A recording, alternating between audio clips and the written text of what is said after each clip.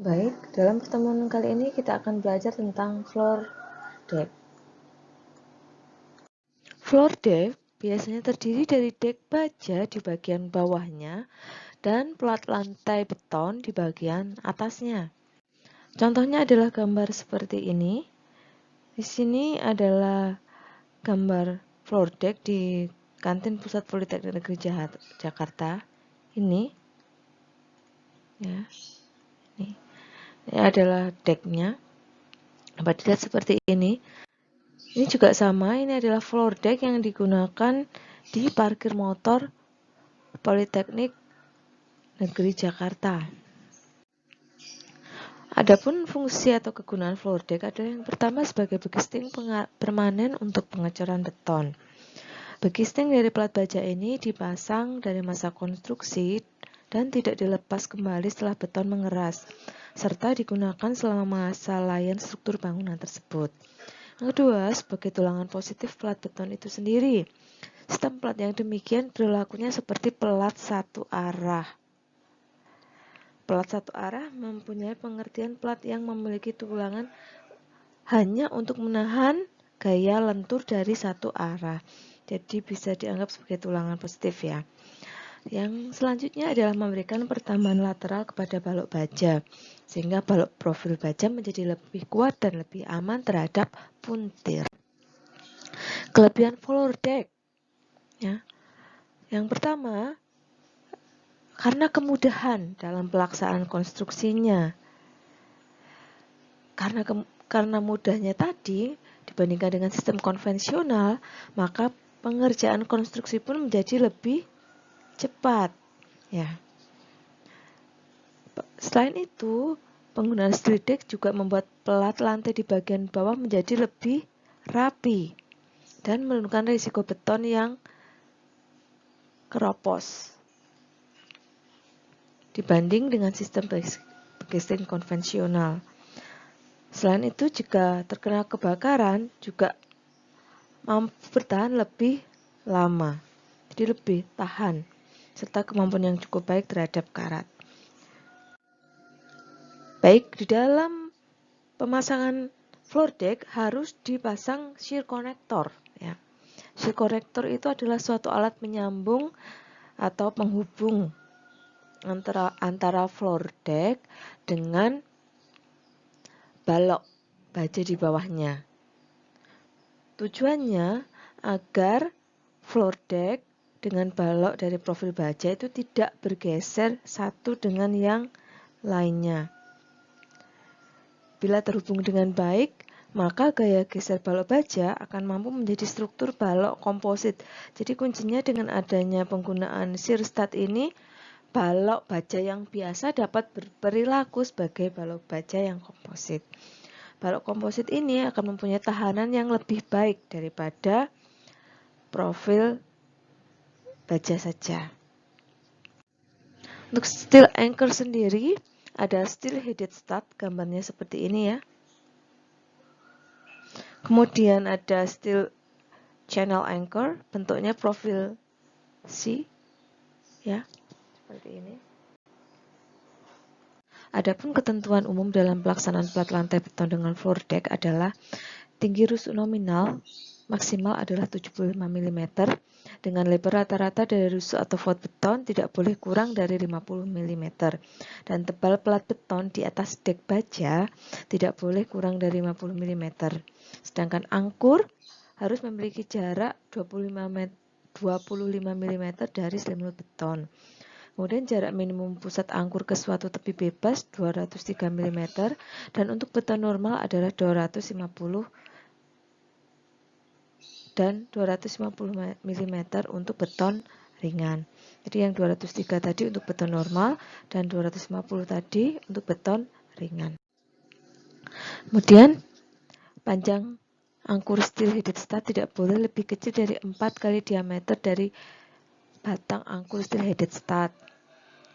Kemudian diameternya tidak boleh lebih besar dari 2,5 kali ketebalan logam dasar untuk dilas, tergantung yang dilas bagian mana, biasanya bagian sayapnya. Kemudian spasi pusat ke pusat.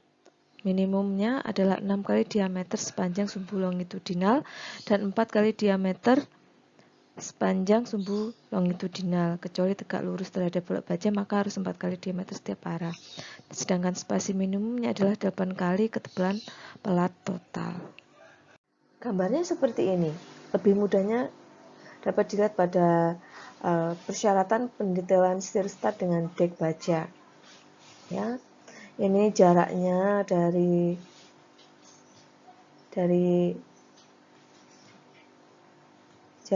dari selimut beton bagian atas, kemudian HS ini tingginya floor deck, WR ini vout betonnya. Bisa dilihat seperti ini ya. Sudah ada, tinggal diikutin saja. Ini juga masih sama tentang syarat pendetailan shear stud dengan dek baja ya.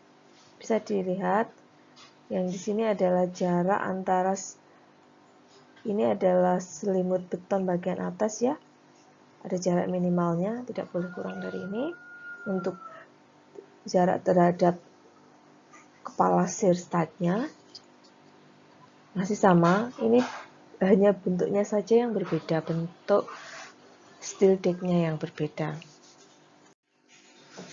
Dan ini juga masih sama ya, ketentuannya seperti itu ya, dipasangnya seperti ini.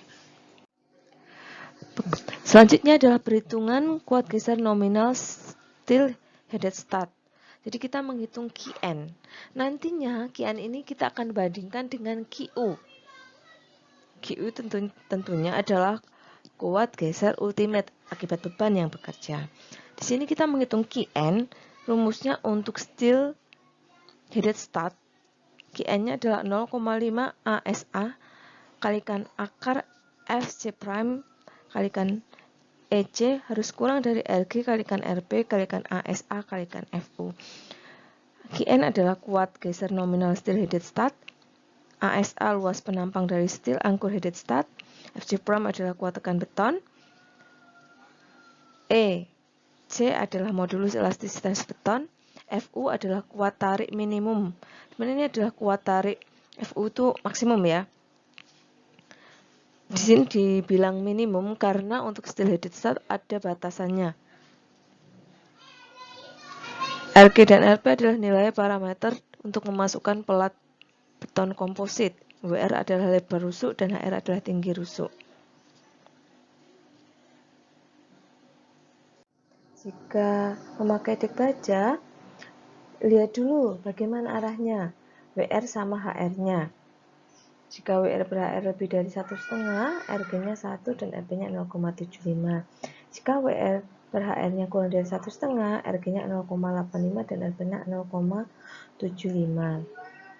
Dan jika memakai dek baja yang rusuknya tegak lurus profil balok, jumlah shear stud pada setiap lurusnya ada 1, RG-RP-nya seperti ini. Kalau ada 2, 0,85 kali 0,6. Dan kalau 3, 0,7 dan 0,6. Adapun yang dimaksud adalah seperti ini. Misalnya ini ada gaya geser, ya. Steel headed studnya ada di sini. Nah, sebaiknya dipasang pada arah ini nih, yang strong ini. Ya, jadi dipasang seperti ini itu lebih baik daripada dipasang pada arah yang seperti ini. Ini sudah ada ketentuannya, nanti bisa diikuti demikian. Berikut adalah rasio minimum H per D angkur steel headed stud untuk setiap kondisi. Jadi untuk kondisi geser pada beton normal seperti ini dan pada beton ringan seperti ini. Bisa dilihat dalam SNE 1729/2015 halaman 107. Lebih lengkap lagi bisa mengacu ke SIE 318. Kemudian untuk perhitungan kuat tarik nominal steel headed stud, QN sama dengan FU kalikan ASA. FU dan ASA sudah dijelaskan dalam presentasi sebelumnya. Ini dilakukan bila tinggi dari steel headed stud yang lebih besar atau sama dengan 1,5 kali tinggi dari angkul steel headed stud yang diukur ke bagian atas dari kepala paku. Jadi ada ketentuannya ya seperti ini. Kemudian bila ada kuat tarik dan kuat geser yang bekerja secara bersamaan pada steel headed stud menggunakan rumus ini. Untuk faktor tahanannya, QT sama dengan 0,75, ini untuk kondisi tarik, dan QV sama dengan 0,65, ini untuk kondisi geser. Dalam hal ini mengacu pada LRFD atau DFBK. Namun untuk ASD akan berbeda perhitungannya. Begitu. Nih, ketentuan lebih lanjut bisa dilihat pada SNI 1729 halaman 108 dan 109. Ya, ini. Yang ini untuk yang DKI. DKI itu menggunakan faktor keamanan, tapi kalau untuk LRFD ataupun DFBK menggunakan faktor ketahanan. Kemudian untuk perhitungan kuat geser nominal steel channel anchor. Untuk steel channel anchor atau angkur kanal baja, rumusnya Qn sama dengan 0,5 kalikan dalam kurung TF ditambah 0,5 TW kalikan LA kalikan FC prime kalikan EC, di mana Qn ini juga sama adalah kuat geser nominal steel channel anchor. LA adalah panjang mutu angkur kanal dan TF adalah ketebalan sayap angkur kanal dan TW adalah badan angkur kanal. Ini adalah reference yang bisa digunakan buku Bapak Berianto, SNI 1729-2015, SNI 1727-2013, dan ISC 2010.